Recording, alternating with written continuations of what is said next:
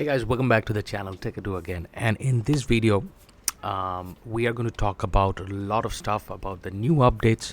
We're going to address to some concerns that you guys had about PGX, fish price, and what is going to be the scenario of the game in this unstable kind of a period of Pegaxy. There's a lot of confusion going on, so I'm going to lay out some points. That points should be placed under your consideration, and I have previously helped out in my other video about how to decide on your ROI and everything.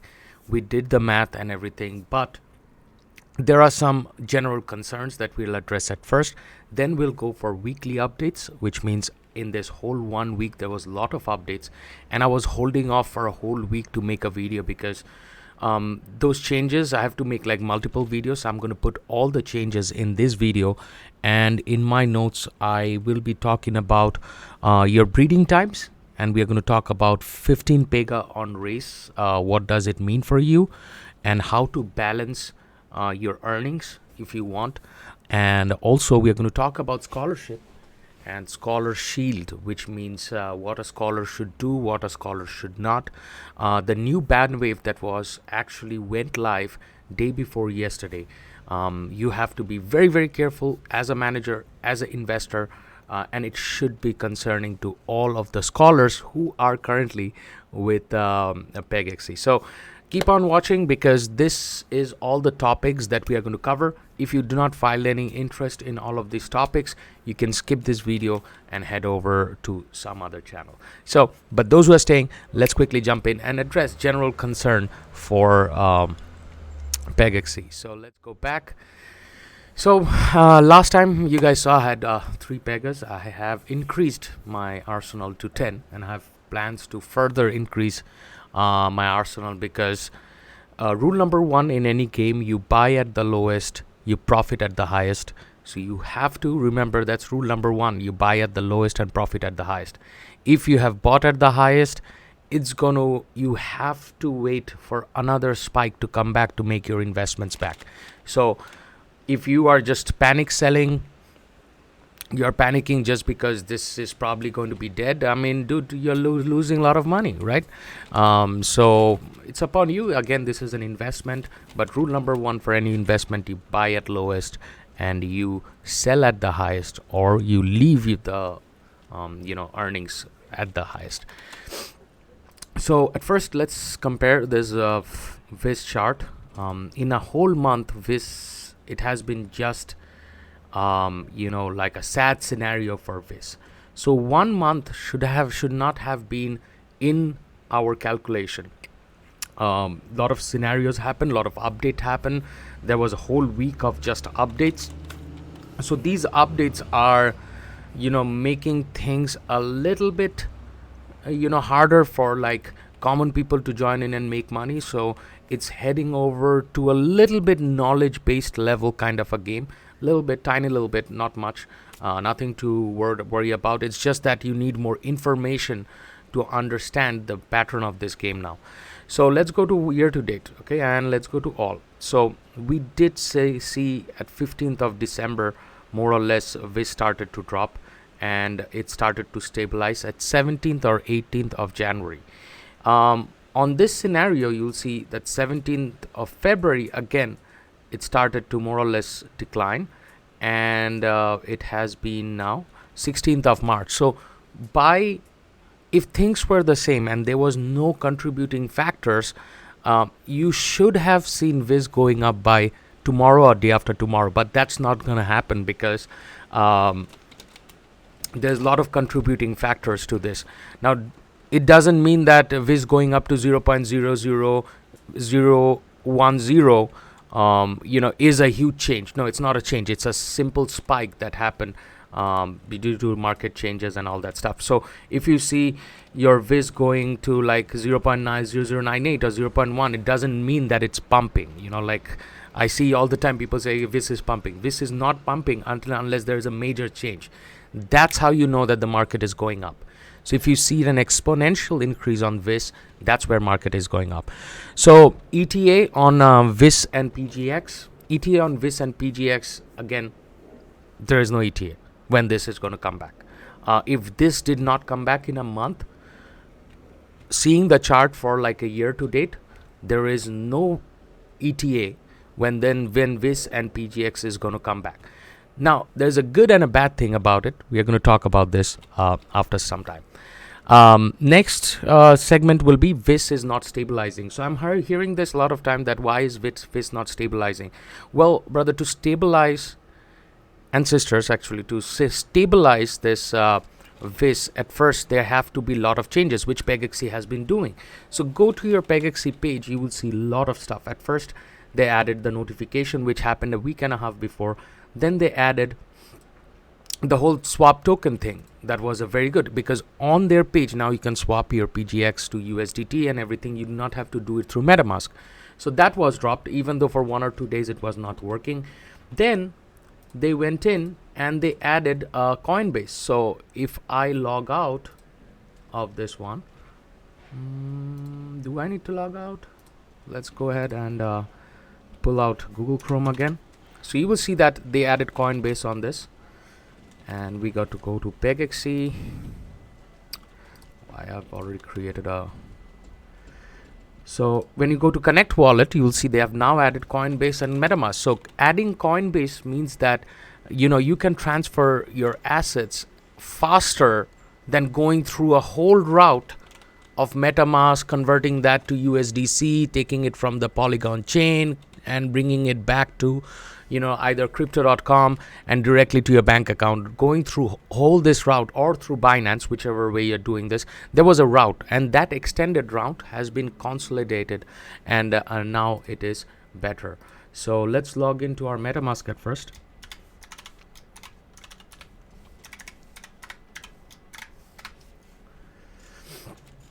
Now they had also added one more stuff which is very interesting, and this is what I was talking about.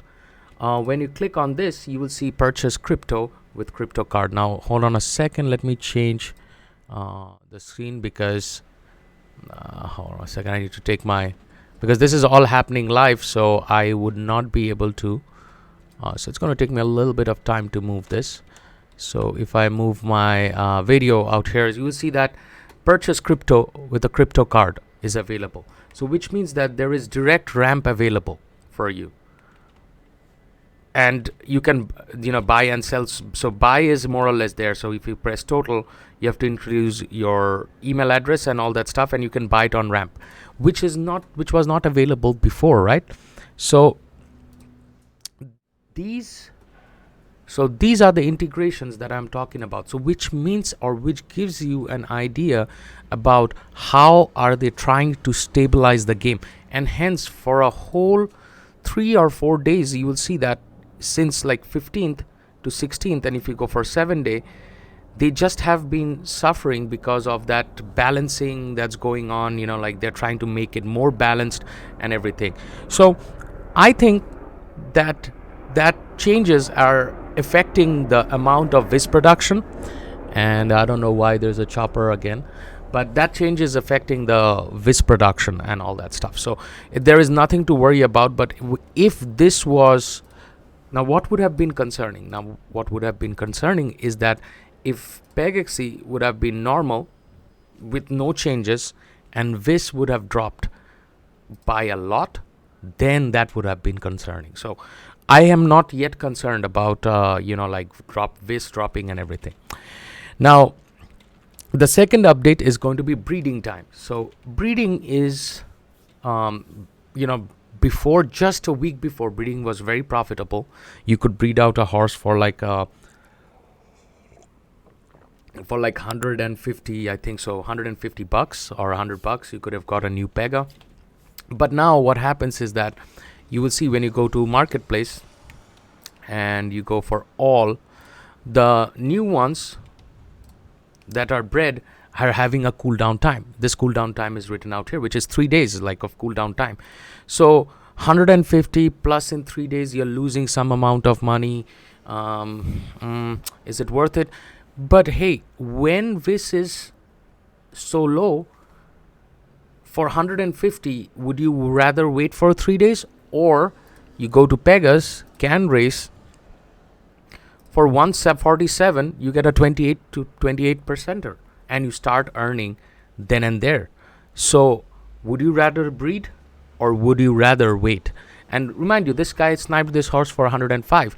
So if you have time, you can get a 23% or 29% or a 30% for like 110 bucks. It is easy to buy a brand new horse rather than breeding. I mean, that's what logical thing is there. But breeding will be again accelerated maybe with a future update or anything.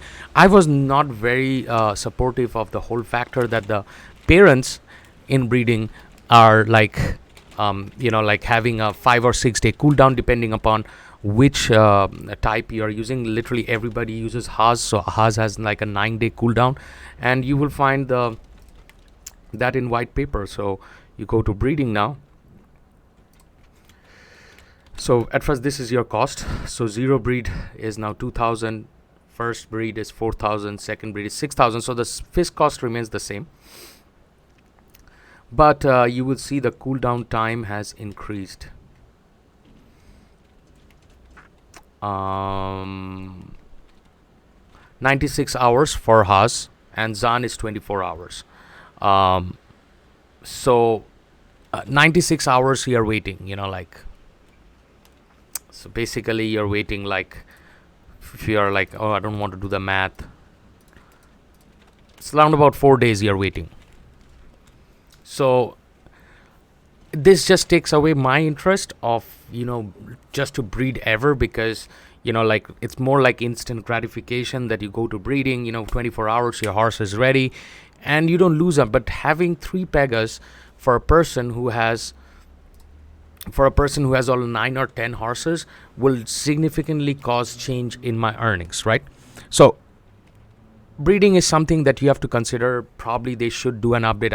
I voted against the the breeding cooldown time, but I'm pretty sure we lost. People, those who voted against it lost, and maximum majority of people wanted this to happen. So, and it was all voted out, so it was all community decided and stuff like that. Now racing, in your racing you have now 15 pegas, right? You have 15 pegas that is racing against each together. Now 15 means that your chance of winning is going down, right? So that's what my initial thought was. If there is 15 pegas is racing, I should see a decrease in like my percentage of all my pegas. Now here is the thing, I am noticing some difference, but I would not be able to comment today because this thing happened day before yesterday. So in one day I did see a certain change, and I'm going to tell you what changes I saw, which is kind of concerning for me just because I have very small amount of pegas. So I'm going to go to this. Okay, so this is my page where I keep a track of all my amount of vis that is made for me, and like how much I give to my scholars. It's a different thing. We're not going to discuss that. So before the update of 13th or 14th the update happened. Till 14 my 25%er was sitting at a very stable 260 270 vis, right? So my 25%er is more or less doing fine. My 27%er started getting, and remind you, like this HCG horse that you are seeing, it's not like a brand new horse or anything. It is actually with 1,000 races. So when it was a 27%er, it was at round about like 900. It was 28%er at 900 races. So it did 200 race and it dropped down. I mean, that is kind of expected to 27, but I would not expect less vis. So you will see that horse dropped down a tiny bit. My Black Beauty, which is going to be this guy, this is a 29%er, and even with like 392 races, this is still holding its point. But let me show you some stuff. See the rate it was earning vis before the update, that rate has dropped. So even though my percentages might fluctuate tiny bit here and there, my amount of vis production can go down. Guys, again, this is not confirmed. I have to track this just because I track all earnings and I track each and every horse how much vis they are dropping, and what is, like what is expected. Now this is a 29%er horse. It has suddenly dropped to 164. I have never seen it drawn to 164. So that's concerning for me. I have only 10 horses. Chubby, which is my 27%er, again drops to 206. My 30%er, 527, drops to 321. It's fine, it's going to come back. And this is a 26%er. It drops on the third day after the changes to 213.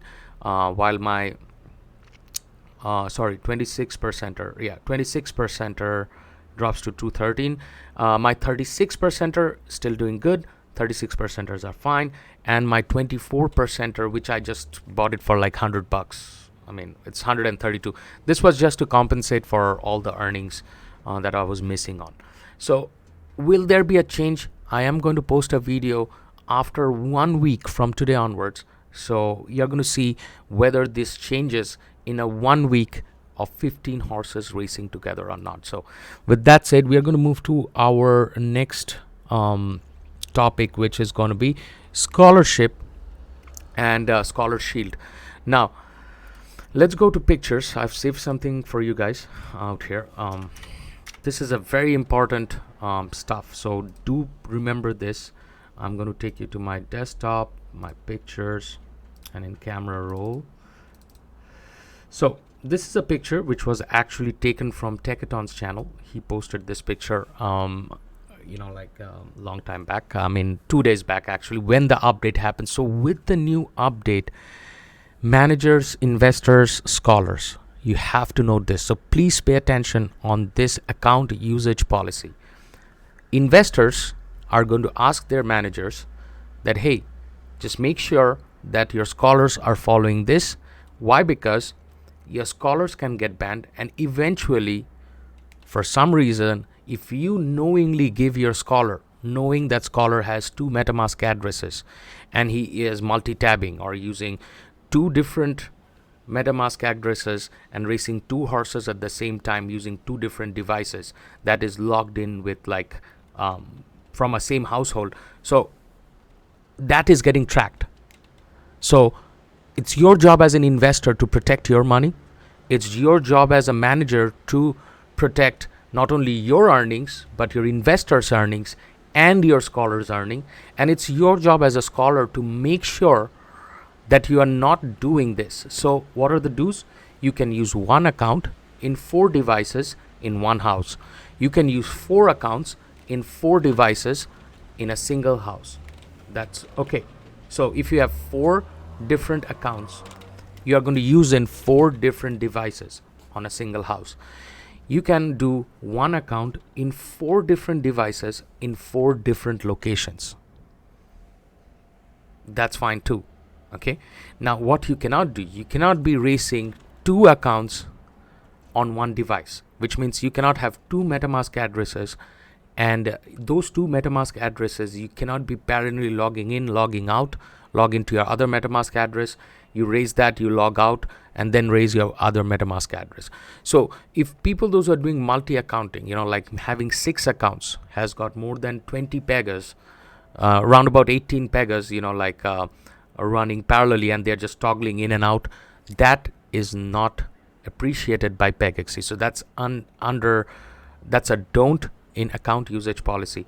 Multi-tab or multi-device racing, like using the multi-tabs or devices to race at the same time using the same account, is actually not appreciated again. And obviously you cannot rent more than 3 pegas on an account.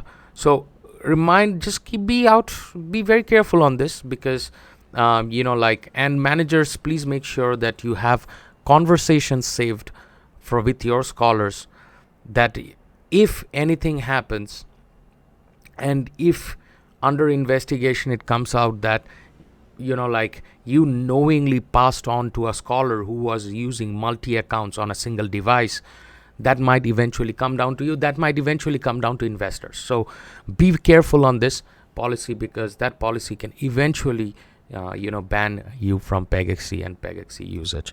So that's pretty much it from today, guys. I think it was a 19 minutes video. I hope you guys enjoyed this. Hope you guys understood all this information that I just passed on to you. And If you think that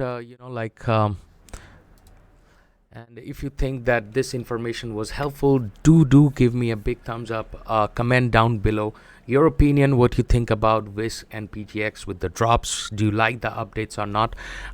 Sometimes I am not able to answer a lot of comments because I'm doing a live stream, I'm doing this, and it's a lot of stuff that's going on.